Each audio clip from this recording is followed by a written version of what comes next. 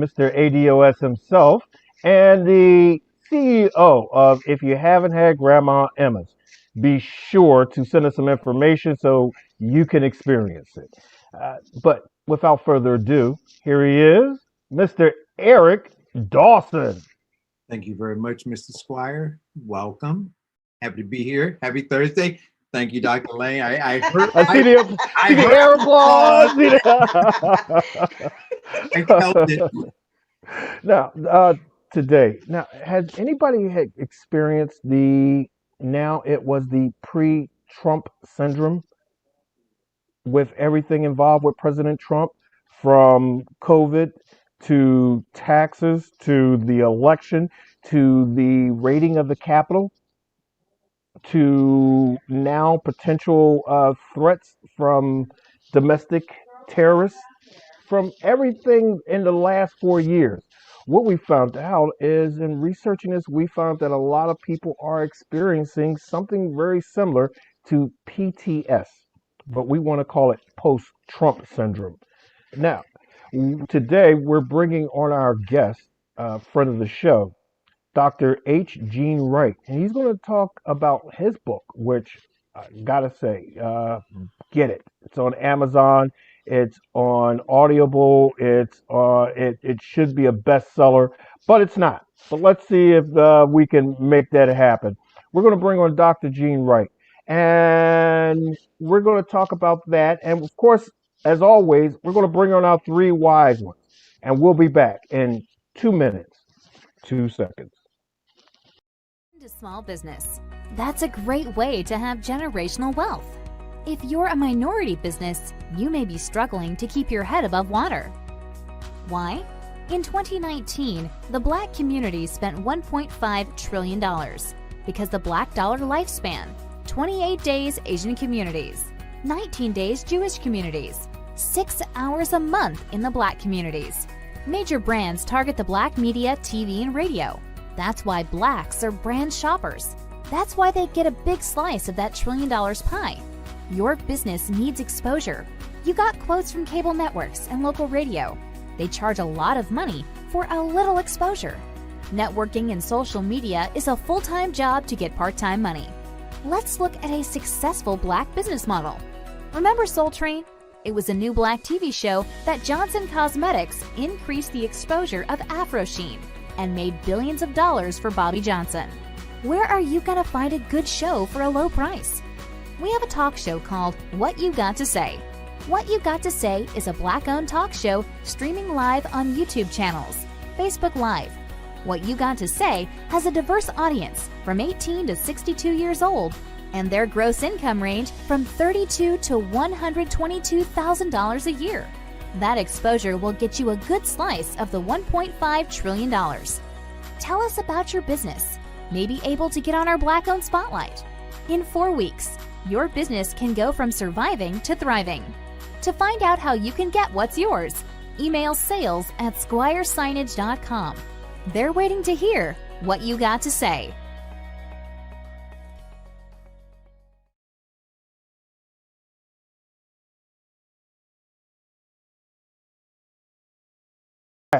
Eric, tell me what has been some experiences that you've seen during this Trump era. Well, there's heightened anxiety, right? There's a lot of stress, a lot of uncertainty. Well, so we got two things. We got the Trump era and we got the age of COVID-19. Which started during. Well, but it is something different, right? So you just have the virus, you have the uncertainty of that, you have the isolation as a result of it. We are, social creatures. Our inability to socialize the way that we're accustomed to doing has led to a lot of stress. You see in the news, they're talking about depression and all that kind of stuff. Not only depression, but let's look at alcohol abuse has been up. Violence has been increasing.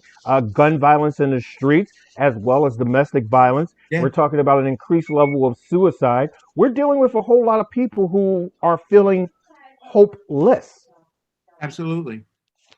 But enough about me. Enough about me and you. Let's bring on the three wise ones, and let's start with the ladies first. She she is now moving to the Baltimore, Washington area. She has more hats and does more things than I can ever imagine that one woman can do. Hold on. She has been a huge dynamo in every area in which she has stepped her foot. She has graced people with her smile. Say hello to Reverend Dr. Major Eshellering Lang. It's awesome to be here. I look forward to Thursdays every week. It's the magic hour. Yes, and with all this blur day, Thursdays is the only day I can remember. Hailing from Central slash North Jersey, this man has broken barriers in his area of expertise. He has been battalion chief, first African American doing that. He is an imam, very qualified, very knowledgeable, and at our last survey, he's also the most attractive of the panel. Let's bring on Iman Karib Bashir. Thank you very much. As always, I'm humbled, and it's a pleasure to be here with you and my the other host, co-host as well. And hailing from Pennsylvania, he is the one whose most memorable coin was, believe me, I'm from Africa, like a couple of months ago, Africa. But not only is his knowledge and understanding of the scriptures and the text valuable to us. But he also has been deemed, last survey, the most funniest in the panel. Say hello to Rabbi Seth Frisch. Thank you, sir. Thank you. And I just want to add that I resent the fact that the imam has been named the most attractive, and I'm going to compete with him over that in the future. I want to do full disclosure about that. Keep wearing those sweater vests. You got Challenge! If it ain't broke, don't fix it, Rabbi. All right. So, Brother Eric's right. He's right. Eric and I were talking. What have you been experiencing through this Trump era that you are just so happy to see go away? I'm not sure that it's gone away, but so I'm a hospice chaplain. Well, I was serving as a hospice chaplain. Now I'm full-time Army NGB. A part of what I experienced was the territory where I had was predominantly white, and I saw a lot of flags, a lot of trucks, and it was traumatic. Even though I was not born in the time where it reminds me of A Time to Kill, when the truck would come and you see the flag, and then brown people would panic because they think they're going to get killed. I guess generationally that has been ingrained in me. And so being out there with all the flags flying and all of that stuff going on, I was like, man, I can't be comfortable out here, and I'm the only brown person. So it just heightened my sensitivity. It made me more vigilant. It made me more aware of my surroundings. And I just refuse to put myself in a position where I might be the only brown person for miles around. So it just made me more aware. You're in an area right now where brown people aren't popular, or government employees, or military. I know. So it's just strange because as a brown woman, you know, if you look at the hierarchy of how things are in this country, the societal construct, I'm at the bottom of the totem pole. And so that has shaped who I am. It has not stopped who I am. It has fueled who I am. At the same time, when you're in an environment where it seems kind of toxic, you have to be careful and kind of pull back. You can't be like, I'm woman, hear me roar, when you're kind of outnumbered on all fronts. So, what about you, Rabbi? Has this Trump experience had some effect? Are you A noticing lot. anything? You know, I don't know if it's Trump or COVID, and I mean, it's all mixed together. I can't really say as either a rabbi or as a human being that I'm grateful to Trump for anything. But I can say that I'm grateful. That's my dog speaking. I'm grateful to the COVID virus because I have a feeling that this virus and the reaction to it countrywide could be one of the slices of that larger pie, if you will, that ended that source of anxiety and degradation for America. I do believe that. I don't know if it's founded on fact or if it's supposition, but I sense it and I feel it. And while I do feel a little lift after the fact, I'll tell you what else I feel. I feel like it's not gone away. And all I have to do is turn on what's going on in the Senate right now, and I can see it's not gone away. Oh, It's deeper than stain. It's going. Deeper than stain. It's going. It's going. If it takes the think next it's 10 going. elections, it's going. But enough about me. Iman, No, what's wait, been happening? Vincent, I can't let that go by. I am sorry. I saw Brother Eric and Sister Dr. Lang both shake their head. I don't So think I'm it's going to going. join that esteemed panel, and I'm going to say, I don't think see it's it, going to brother. I think it's going to get worse before it gets better. Iman, Because there are a lot of people who this is really what they really want. And this, you got to consider, how has this hatred remained after all of these years? How has this hatred for brown people remained so tense, so much fire for this long? 400 years, and it might be worse than it was then. And we haven't had slaves in a long time. So where is this all coming from? no, And we're going to, let's add to that. Hold on, Vincent. This is important because I'm not going to let this cup pass away. So I'm gonna Vincent tell you sees this- me biting my lip because we had this whole conversation this morning. Right. So I'm going to say this again to Brother Vincent, and I love you, brother, but I'm going to tell you right now, when I hear the testimony that happened and the epithets that were hurled at some of those African-American Capitol Police, I'd like to say the word right now, but I'm scared that I would be censured. But those epithets were hurled at them, and they were the only things protecting that lily white assembly of representatives of America. And guess what? After it was all over, it was the black and brown people that had to clean it up. That's right. That is right. Let's just think about that. That is right. And as Brother Eric would say, it's a short line from the end of the plantation to cleaning up the one building that the black and brown people built and were never paid for their services to do. So let's just see that line for what it is. okay. It has not passed away. Iman, And I will what's that? challenge you any day of the week on that. We're gonna dive into that. Iman, what's been happening in your corner of the world? Oh, wow. Just, I guess some of it is just relief. Relief that the bullhorn has been snatched away. The racists are still out there, but they've lost their general. They've lost their leader to some extent. And for that, there's a certain amount of relief. I kind of agree with the rabbi and also the others as well. But at the same time, too, I still have some hope. I have some hope that it will get better. But I don't think it's going to get better anytime soon. I think what we've seen really exemplifies what a large chunk of America. But at the same time, too, because the leader has been snatched away, I think that leaves the door open for others to pick up a different flag and move it forward. Okay, now we're going to take a break and we're going to come back with Dr. Gene Wright. And we're going to discuss his new book, and we're going to see how we can relate this to what everybody is right now feeling, because it's about to get heated.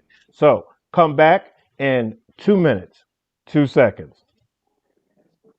Into small business. That's a great way to have generational wealth. If you're a minority business, you may be struggling to keep your head above water. Why?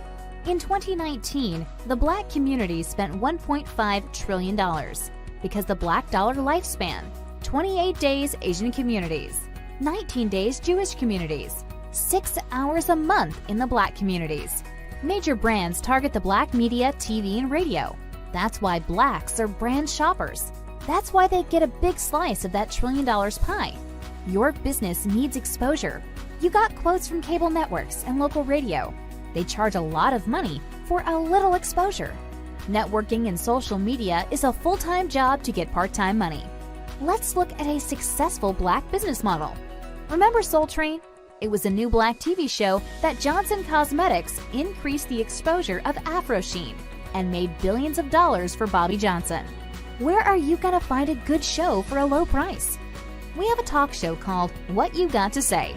What You Got to Say is a Black-owned talk show streaming live on YouTube channels, Facebook Live. What You Got to Say has a diverse audience from 18 to 62 years old, and their gross income range from $32,000 to $122,000 a year. That exposure will get you a good slice of the $1.5 trillion. Tell us about your business. May be able to get on our Black-owned spotlight. In 4 weeks, your business can go from surviving to thriving. To find out how you can get what's yours, email sales@squiresignage.com.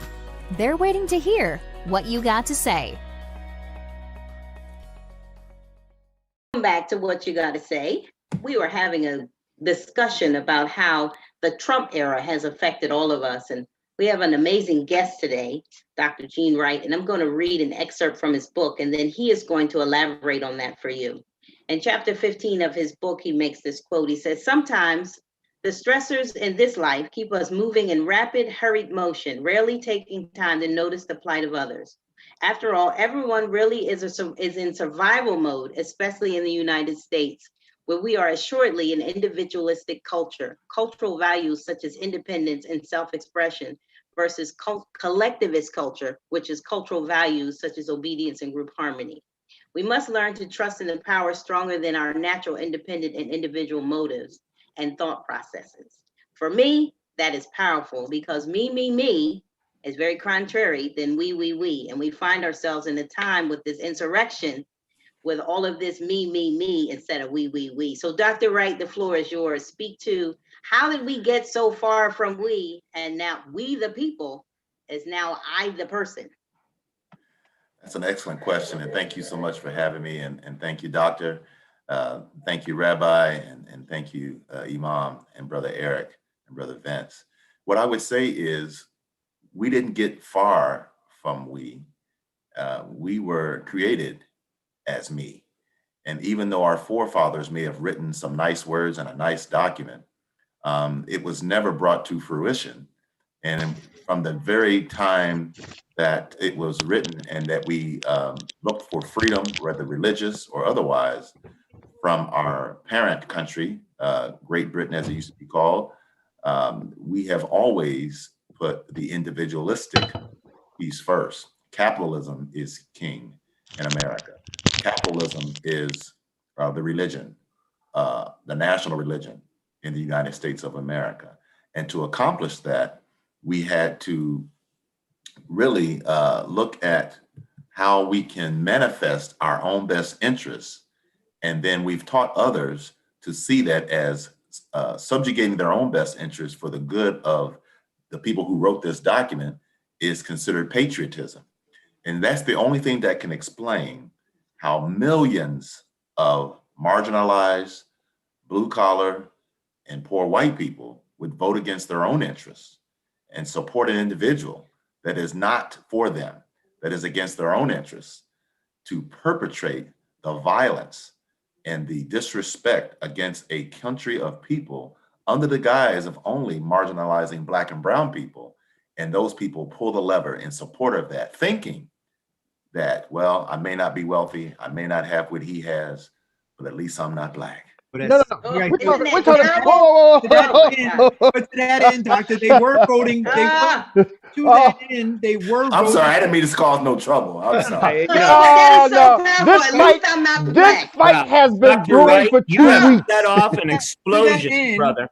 they have been voting their interest. Their interest is to stay to stay where they are in that hierarchy, right? So what they know right now Social is that hierarchy. that they're in the social Yeah, I was hierarchy. gonna say because So at the end Thank of you. the day, financially, economically, 74 million of them don't have that they money. would rather be broke than Black. Let me tell you something. Can I tell y'all this story? So I'm a Yeah. hospice chaplain, right? So I have patients all the way in like the richest neighborhood, all the way down to the trailer park. I was in the trailer park seeing this patient, and I'm brown. Everybody knows I'm brown. So this woman was very kind. Her husband was very kind, but her daughter said, "I don't want them ends in the house." Now I'm driving a Mercedes. I'm coming from the richest part of town. She's in the trailer park, but her mentality is, regardless of what I don't have, I'm still better than you because I'm not brown. And that's Oh, all he promised them. And he said, I will uphold that social hierarchy for you. Yeah. And they said, we'll fight to keep that. yes, but they're fighting to be included in the delusion. They're fighting for, as But she there is talked no, about, but it is no, no no, no, no, no, no, no. delusion. They're fighting because this one person who's only focused on one thing, him. No, That's but right. it wasn't, but again, it wasn't about him. See, it's a system For that him, they it have was. all been born, like the doctor said, coming from Great Britain. So this is long before Trump. Yeah. This system has promised them something and has delivered. It has said to them and has delivered on the fact that they will never be despised like Black people are. It delivered that. And they're looking forward to that deliverance for their children, their grandchildren, their great-grandchildren, and beyond. And when that was promised through this vessel, right? They said, we'll climb the walls, we'll put a bullet in Pelosi's head, we'll hang Pence, we'll do whatever we need to do as long as we're not Black. That's it.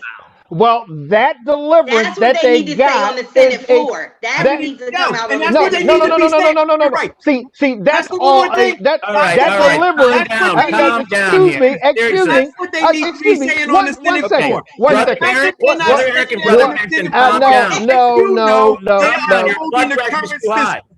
Okay. That's right, Listen, Eric. Anyway. That's right, Listen, Eric. understand what I'm saying? Come I on, we know. gotta be honest about this. The I fact know that that, they're no, wait, not hold on. saying- Then, I know that if we're amongst going to be African honest Americans, about this, listen, if the, I know Can that I- amongst can I say African one Americans, there's thing? a lot of disagreement, and that your blood pressure runs higher in the African American community than in us white folks. So I don't want to have anyone pop. what do you mean, a us vest on white their folk? head. You're from Africa. Get out. You know what? I got whitewashed, and I'm safe You from that are only high white blood by pressure. association, Rabbi, because you're Jewish. Yeah, You're that's only it. white by association. No, listen. You know that I've said this before, Dr. Lang, but listen. I may look white, but I ain't. And the reason You I ain't AME, is I 'cause know. I'm a Jew, and I'm AME, American man enraged. That's All right. Okay. What I say. Now, all right. doctor, Yes, why did yes, yes. before we go to the left field, why did you write the book? That's a good It's an question. excellent question. And the reason I wrote the book is because I wanted people to understand that life is full of struggle, and struggle is inevitable. And it is a waste of time and energy to put forth any effort in avoiding struggle. The effort, the energy, the focus should be on finding the strength in your struggle, because everything that is worth having in life is predicated on struggle. And some of the examples that I use is some common things that most people can relate to. The bodybuilder, weightlifter type, they don't get that body walking at a gym and looking in the window. You have to go inside and you have to pick up heavy objects. You have to do it consistently enough that you will change your body. That is called struggle. The ballerina, the dancer, the jazz dancer. We only see the performance at Carnegie Hall. We don't see the falls. We don't see the broken toes. We don't see the knees hitting the ground. We see the virtuoso performance of a great dance, right? And it's the same with musical instruments or any type of art. It's struggle. And so why not understand that in our life, that we are going to go through some things that are going to challenge us. And you can either coil or you can stand up and say, hey, this is something that I'm going to embrace. Those cliches like the eye of the storm, it's safest in the eye of the storm. Where does that come from? Where does that kind of thing come from? It comes from experience of people who've been through something. Why is it that Black and brown people have been so successful at not just surviving, but many have turned it into thriving? Now you may say, well, not enough. Well, that's true, but what's the mindset? What is the mindset? Everybody on this call and everybody on this panel can quote history as to where we came from, how we got there, and we can quote the brilliance of the people that we are standing now on their shoulders.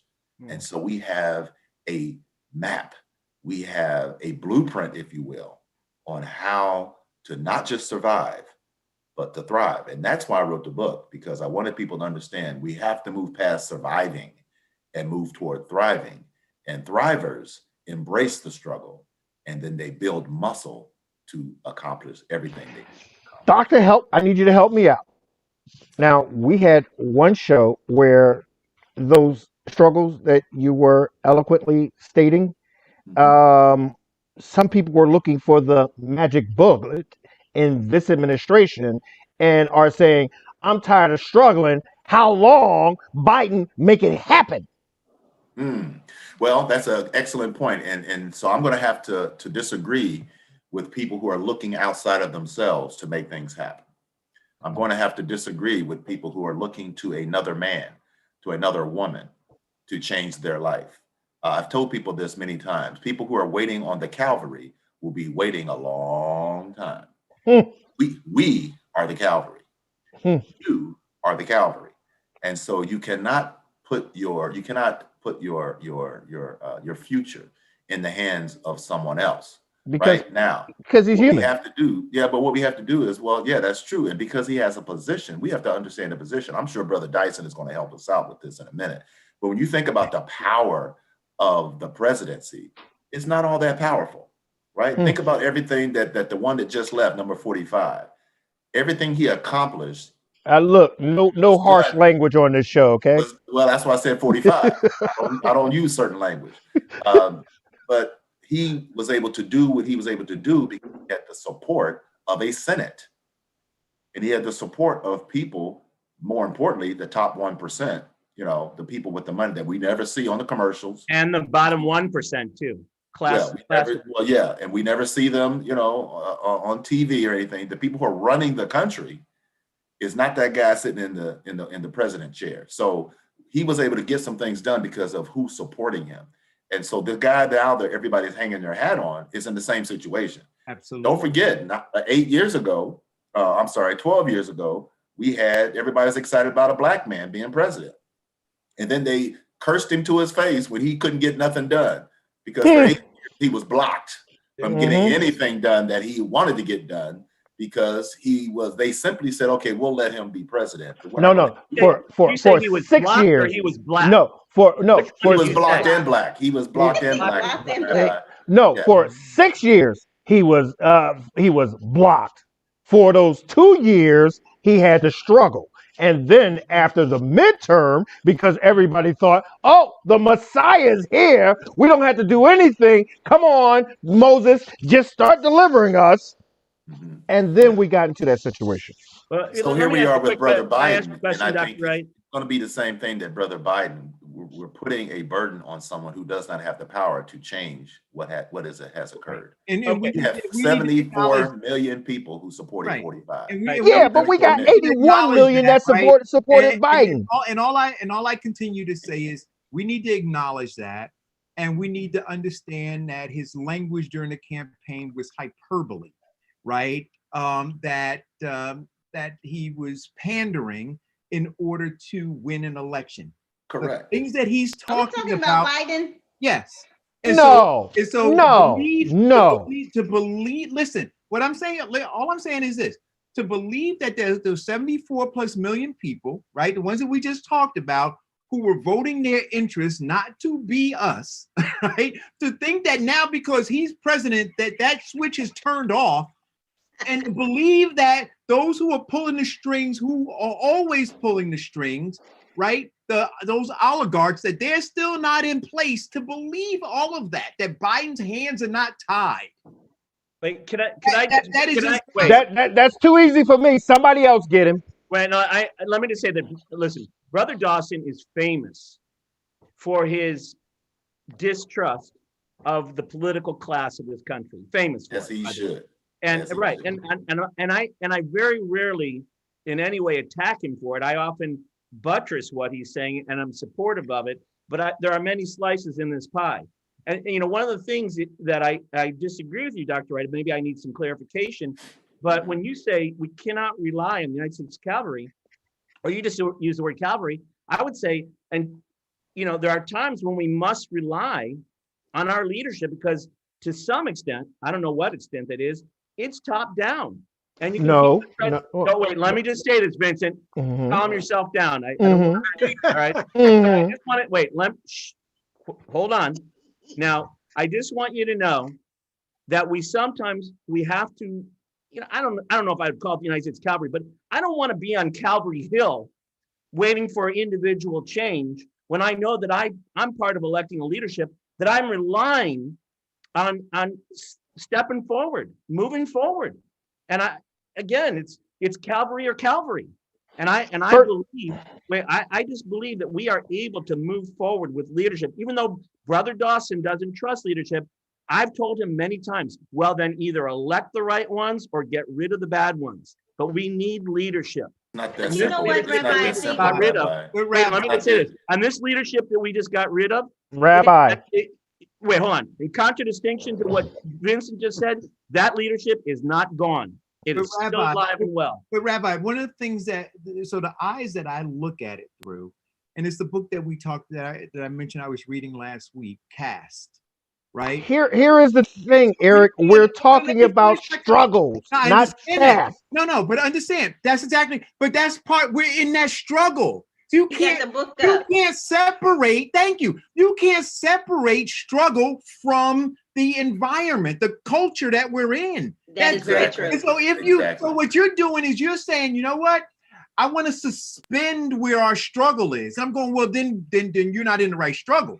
So I understand. And so when you say from the top down, Rabbi, I'm going, we're at the bottom. Yeah, We're at the I'm bottom. with you. And I being get that- it. I get it. And I'm suggesting, I'm what I suggesting know that is that all of those people who are at the top, who are the preferred cast, who are all of those, they don't have and have never had our interests at heart. And Okay, so okay, when hold I on. look and see that Hold they're on. But elected, listen, and like Dr. Dr. Wright is on the said- docket right now. no, Dr. Wright is but I want him to, but I want Dr. Wright to. So Dr. Wright, this is how I feel as I'm looking at this. And so this is where my stress and anxiety come from, even when I watch what's going on in the Senate. It's all a circus because they all know what's in that book that you just held up. And they know, right, that all they need say is, hey, this is the construct. All right, Doc, listen, And if brother Eric, do that says you know that what the prophets say? How long? Let them speak. How long, brother? All right, let them speak. So I would say this, anyone that thinks that the individual just elected or the people that are in the Senate and arguing back and forth and all that are the leaders of the country is sorely mistaken. Anyone that is depending on those men and women to change the paradigm, to make a paradigm shift, if you will, is going to be sorely disappointed. The people who run the country are the ones that we don't see. They're not on TV. They're not in the Senate floor arguing. They're not in Congress back and forth. We can elect all we want. That's the whole system that we are in, that they know that most of us that don't know what's going on behind the scenes, they are counting on the fact that we are depending on that system. They've been able to get away with what they've been able to get away with for so many years because they know that the vast majority of Americans do not want to know what's going on behind the curtain.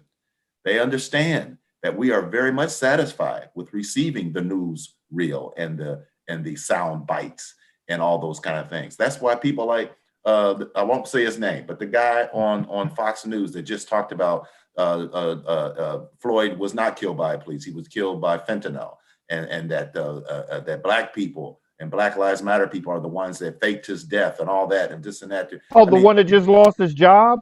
You can get away with saying these things because you are in a country where truth does not matter. Now, we don't have to go get biblical on, but I think there's something in Thessalonians that talks about they will believe a lie and they will not believe the truth.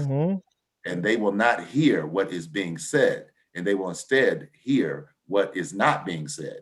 And so when we live in a country that is predicated on Christianity that has been false from the beginning, and understand where that comes from, colonialism and capitalism, and then you try to hold up to a group of people who read and who look at history, they understand that what Brother Dawson is saying is not theater. It is the truth, because the people who run the country and who make sure who gets elected, let me tell you, they put in 45, and when he wasn't going in the direction they wanted him to go, they took him out. They put in the guy that's in there now, and if he don't do what they need to get done, he's not going to last. That's what I said. That's what I said this morning. Thank This you. is how the country is run. Okay. Yes. And then the rest of us are supposed to just go along and think like we have some kind of say so in this whole thing.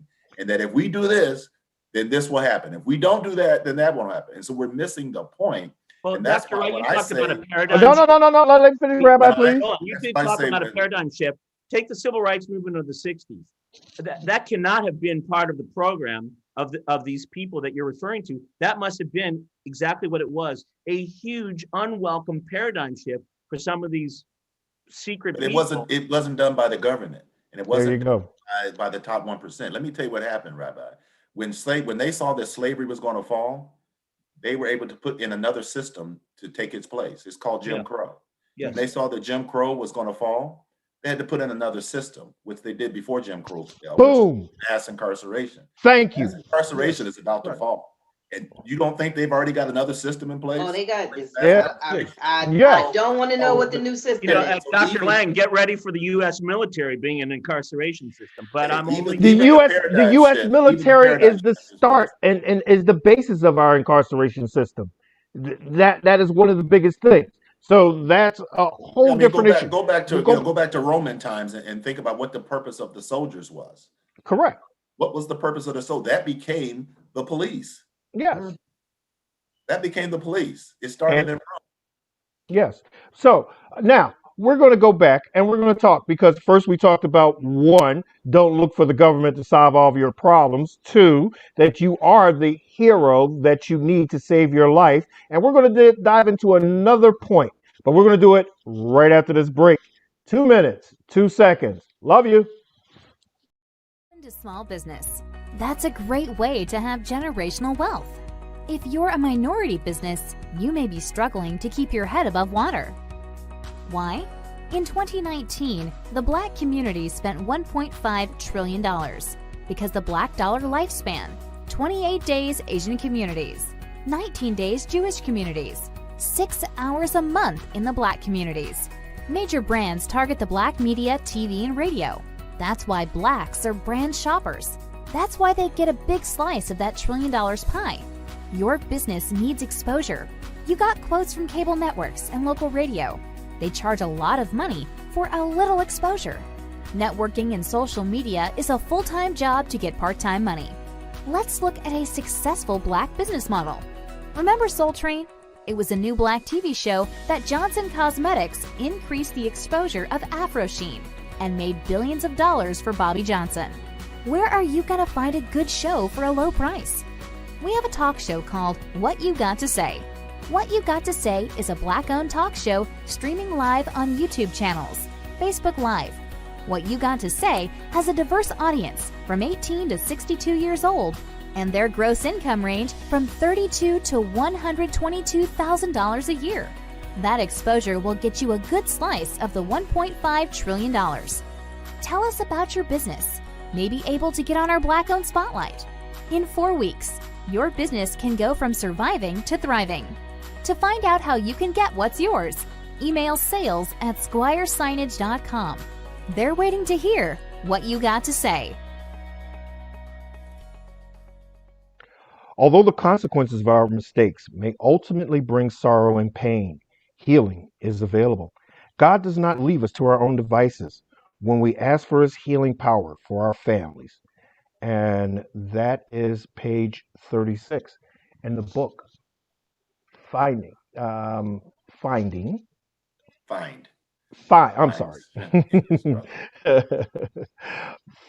survival in your struggles. And that's by our very own Dr. H. Gene Wright.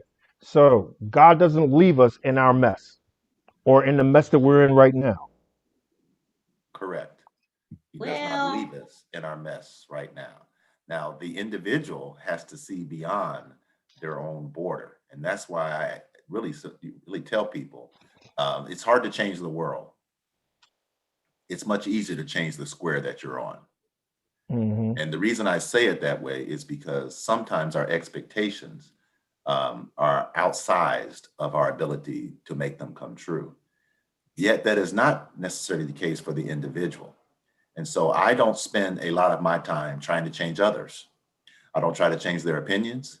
I don't try to change how they see me. I don't try to change their job. I don't try to change how they treat their own individual interests. What I try to do is live a life that really demonstrates the change that is possible for anybody that's connected to God.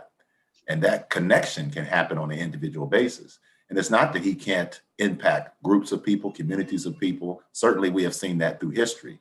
But I'm really speaking to the individual who is concerned about what can I do during COVID? What can I do during social unrest? How is it that I can make a difference in that arena? And the only way to make a difference in the arena that I've just named and what we're experiencing now is to first take stock of self and understand your own responsibilities to self and to those that you are closest to, which is usually your friends, your family.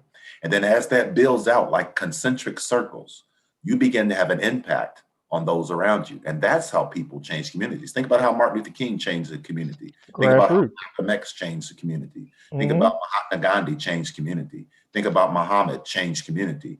They started with themselves, and then the square got bigger and bigger and bigger. And people noticed there's a gleam in their eye. There's a glow about them. And next thing you know, they started following them and saying, hey, how are you able to do what you're doing?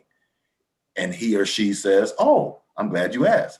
And then they brought them on. And now you have this space where people are now moving in concert together, but they have started with their own square. And then they've added their square to each other. And then that community grows and grows and grows. And before you know it, we have made paradigm shifts. We've made changes in the communities that we live in. But it started with individuals saying, I'm not going to wait on the next guy. I'm not going to wait on the woman behind me. I'm going to start with me, and I'm going to make a difference. And I'm not going to try to change the whole world. I'm not going to try to change Philadelphia. I'm not even going to try to change, the block that I live on. I'm going to start in my own house. I'll start with me. And then if I do it correctly, with God as my strength, somebody's going to want to jump on this with me. And then we're going to start changing, and it's going to start happening like that. So Rabbi, I agree with you 100%. We can make a difference. We can change it, but I'm not depending on a far-reaching man or a far-reaching woman that I have less opportunity to influence. I have a question for than you, I do Ray. Right here in my own space. I have a question for you, Dr. Yes, Ray. Dr. Lane. Yes. So yes. here's my rub against what you're saying right now. I get it. Start from your square. I get it. So as a brown woman, the only person, so as a brown woman who works in a field where it's predominantly white men, I'm a chaplain in the armies, predominantly white men, right? So if I say, I'm going to work on me, I'm going to work on me so I don't get angry when I get dismissed, when they minimize who I am just because I'm brown, just because I'm a woman. I'm going to work on me so I can be kind.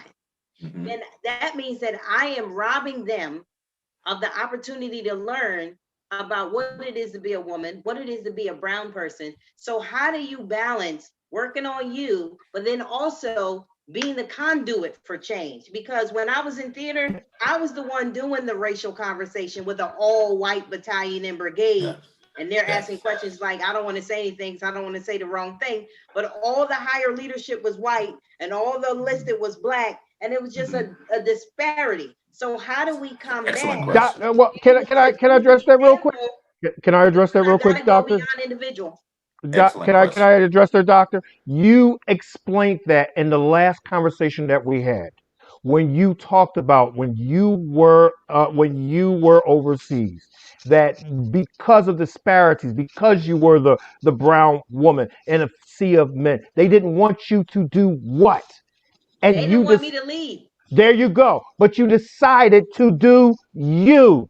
When you have talent and God-given ability, that shines through a brick wall, sister. That's contrary to what he just said. No, that is what he said. He said that you work. Let me finish. Let me finish. He said you work on you, and I'm not trying to change my block. No. And I'm not trying to change that. Doctor, what you did was continue to change that part about you, and everybody gravitated to you to the point. How to do it? I want him to tell the people how to do it. That's what he's saying. You be the conduit by you changing you, or after not you letting change you gotta go another step. So I want him to talk about the next step. by not letting Yeah. them defeat you is Right. what build it. Yes. But I Oh want to my But Yeah, but Dr. Wright gonna talk also about the Dr. next Wright. step. I want to the, hear. but Go ahead, Dr. Wright. Yeah, I want to. So, I'm not saying. First of all, I have a headache today, but trying my best. But also too, someone told me Imam, something this is a giving long you a time headache. ago. He says, "Look, we can sing together, but we can't talk together." I can't I get think it. we're gonna So start muting. so Dr. Lang brings up an excellent point. And the one thing I don't want people to do is rob the people who need who you are, right? So I'm glad you didn't do that. Don't rob them by staying silent. But Right. there's a way to speak to people who don't want to hear you. There's a way to lead people who don't want to be led. That's And right. there's a way to talk with people who have no interest in what you say. And so when I Mhm. talk about changing yourself, I don't mean there's something wrong with you and that you're the problem. So listeners, viewers, please let's not get that idea. What I'm saying is you have to look at what you have the power to impact. And you have the power to impact your presentation stimulus. She just said, Dr. Lang said, I know I'm brown, I know I'm a woman, I know I'm all those things. And so they don't have to tell me that. We all know what's happening, what's going on. So I have the advantage of knowing who I am. I have the advantage of knowing what I bring to the table. And I know how to tweak it and adjust it in such a way that I can say what needs to be said and it be a teachable moment.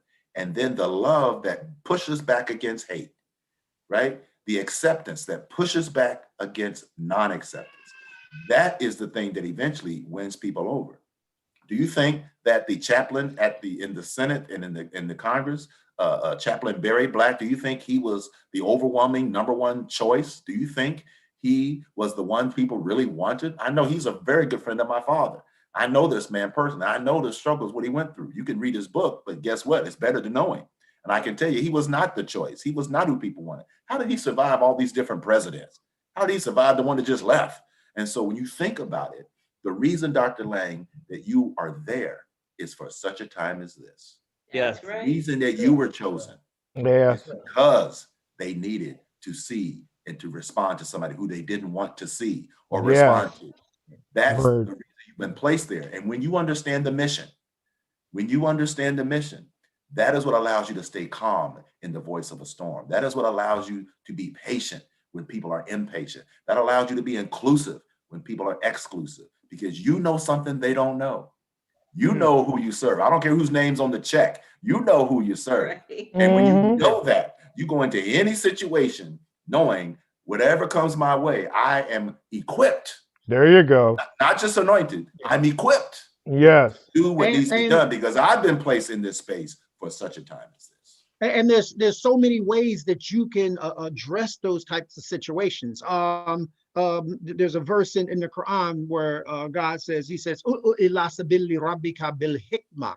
Call people to the way of your Lord with wisdom. So Yes. if I'm speaking to one group or addressing one group of people, I might come one way. If there's another circumstance or situation I'm in, I'll come maybe a different way, but I'm still serving the same purpose. And also, too, when we look at some of our great leaders, and for me, the greatest leader for me would be Prophet Muhammad of over 1400 years ago. It was more people that came to Islam, not just because of what he was preaching, but because of his character and how How he was living. conducted How we was himself. living. How he Yeah, was living. so there's many different levels that we can address that issue. And like I said before, words make people. Words come in different forms. Even if people don't agree with you, believe me, when they walk away, you've made a difference. Say Even it, though they Imam. won't Say admit it. it. You know? I agree with But- you. And the thing is, real quick, Rabbi, the thing is that, again, my bias, I have a bias. My bias is God. I have a bias. I don't believe that he accidentally put Dr. Lang in the middle of a bunch of white men. I'm with I you. don't think there was straws drawn. I don't think there were lots cast. I think divine order said, you know what? I know what needs to happen here. And so then he makes the impossible possible because of, and I also say this in my book, what God does is not, he doesn't deal in singulars. He deals in multiplicity. We deal in singulars. We are very concrete. We are very black and white. And most of us don't realize we're living in the gray. We have no idea, right? Because we think black and white. but God works in multiplicity. When he does something for you or does something that you feel is against you, you don't even know it's not about you.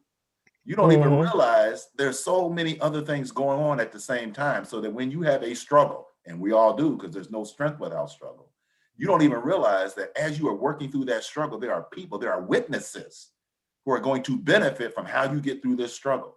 Yes. That's why the struggle is not just about you. And the praise report. Notice I said the praise report, because when you go through, that means something has been eliminated. It doesn't mean that you're not going to have another problem. It means when you get through. And so I told a friend of mine the other day, in the past, you went through, you have experience of getting through something. Right now, you're going through something. And in the future is you're going to go through something. The common denominator with that term through is it always ends with you going through. You get to Through. the side, whether it was in Right. the past, whether it's current, or whether it's coming down the road and you haven't seen it yet. And so the bottom line is each of us occupy a space in this world that was designated for us that says this is where you're going to work. This is what you're going to do. This is who you're going to influence. And at the end of the day, you're going to have some bruises. You're going to have some bumps.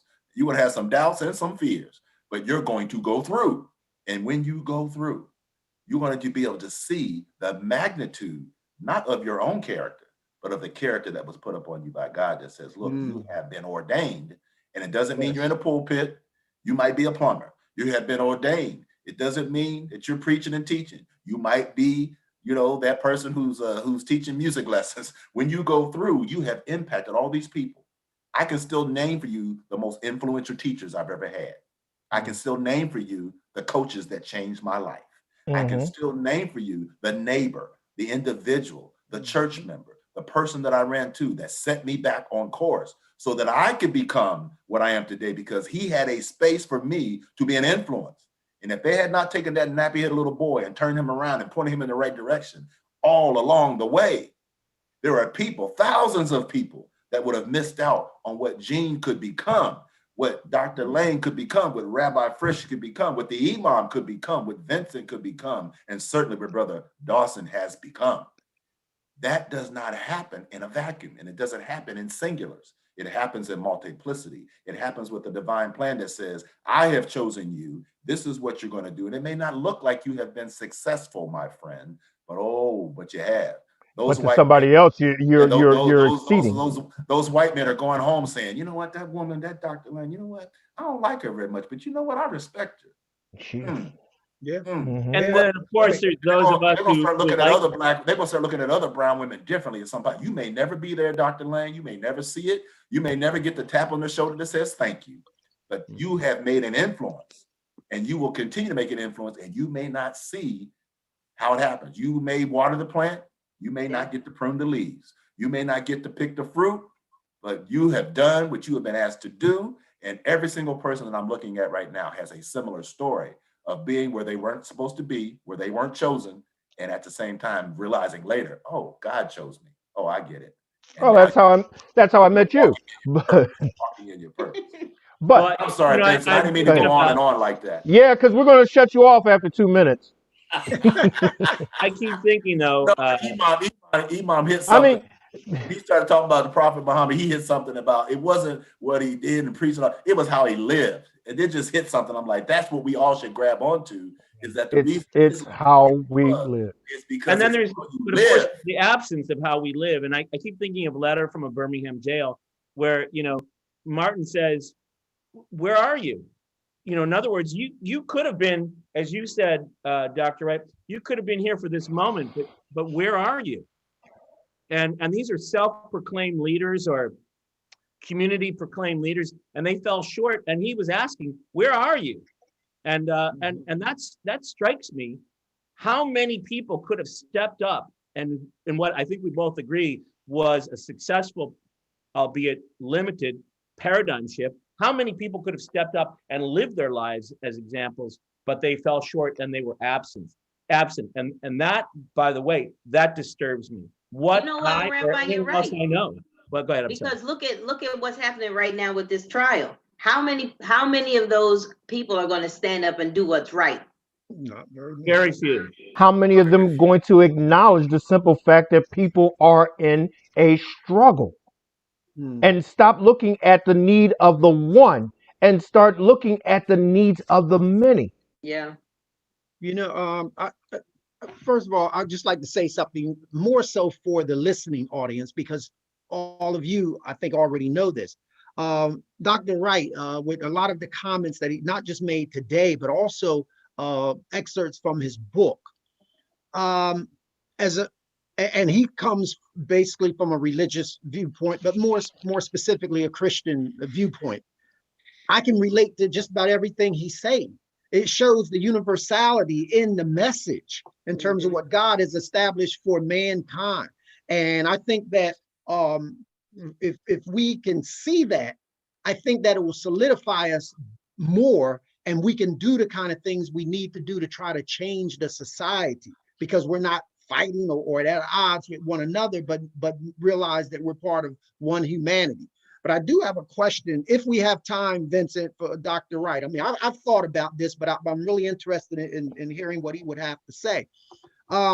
We hear so much about, quote, the religious right, okay? But yet, a lot of the policies that say Democrats will push to try to help the lower, quote, class people, a lot of the religious right are opposed to it. But yet it doesn't confirm to their, quote, religious beliefs in terms of being more showing compassion and caring for humanity. And I was just wondering, and again, got to check with the boss if we have time, but I was wondering if you could maybe speak to that. We've got a hard stop. So after this, we are out. Dr. Wright? Yes, absolutely. Thank you, Imam. And what I would say to you is that what we understand as human beings is that simply because you declare yourself Christian doesn't mean you're behaving as Christ-like. And Preach. just because you declare yourself Jewish doesn't mean you're behaving as Christ, as Jews say they want to behave. And the same can be Right. said for Islam and identification. Human beings make up religion. But when you think about what you have asked specifically about the far right and the right, that they are actually not even living up to their own belief system, that is one of the challenges is what we're dealing with. When you think of pro-life, they've turned that into a slogan. And there's nothing that has happened in the last 4 years that was pro-life. So they need to just be very clear. They're against abortion. They're not pro-life. Right. Because if you were pro-life, you wouldn't be climbing Capitol's walls. If you were pro-life, you wouldn't be shooting Black people on sight. Right. If you were pro-life, you would not be doing a lot of those things. So a lot of these slogans that are thrown around, they take a denomination, they take a belief system, and they perjure against it. Yes. They actually abort the actual system of belief that they claim to adhere to. Mm-hmm. And so any of us watching, regardless of what our spiritual connection is, can see what is going on in the Capitol right now. We can see that the individuals who are driving around with Confederate flags connected to their truck or their car, or they're connected. You have a flag now where my mom lives in rural Ohio. There's the American flag is connected, it's sewn in with the Confederate flag, and it's one flag. You don't have that kind of stuff and then pray to the same God that I'm praying to. And so when you think about what you've asked, Imam, it is very much a disconnect between one's humanity and one's stated belief system. You're an adherent to Christianity, but you may not be living up to it. You may be an adherent to Islam, but you're not living up to it. You may be an adherent to Judaism, but you're not living up to it. But I would just say, scrap all that. Real quick, Vince, I would say, let's scrap all of that. And let's just say we are not living up to humanity. We are not living up to the ideals of humanity.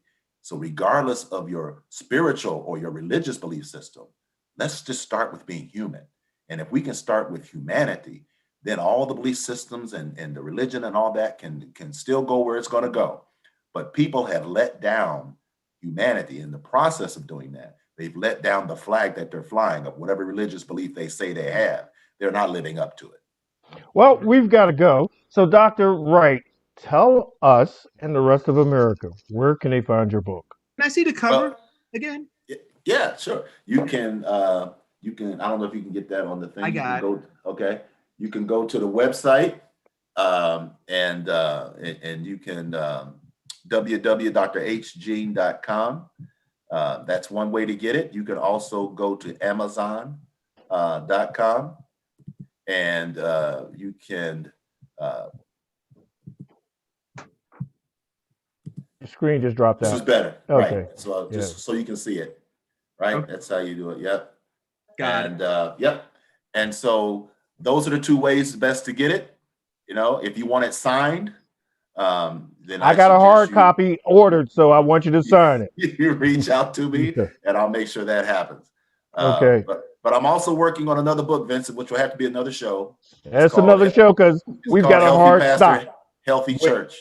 I'll be Okay. working with the imams Well, and rabbis and pastors. Tune in next week where our very own Reverend Dr. Major Ashellerine Lang will discuss her book. And it goes into the strong Black woman category. So, and it's going to go into a lot of conversation. So, we're going to be on time. Dr. Jean, thank you. Thank you for coming to the show. It's always a pleasure and a blessing when you're there. Now, for those of you who are going through the struggle, realize this, that you're not alone. And it's not a Black, white, Jew, Christian, Muslim thing. It's a humanity thing. And we all have to get through it together. The best thing that you can do right now is be the example of how to get through the struggle. And the best thing that you can do right now is show a significant sign of your belief in faith. As my mother said, just keep living, son. You'll get through it, even through this post-Trump syndrome. Now, I'm Vincent Squire. On behalf of the three wise ones, Reverend Dr. Major Lang, Rabbi Seth Frisch, and Imam Karib Bashir, and of course my co-host, Mr. ADOS, Eric Dawson. Tune in next week. If God's will, we'll be here to discuss the issues in our life.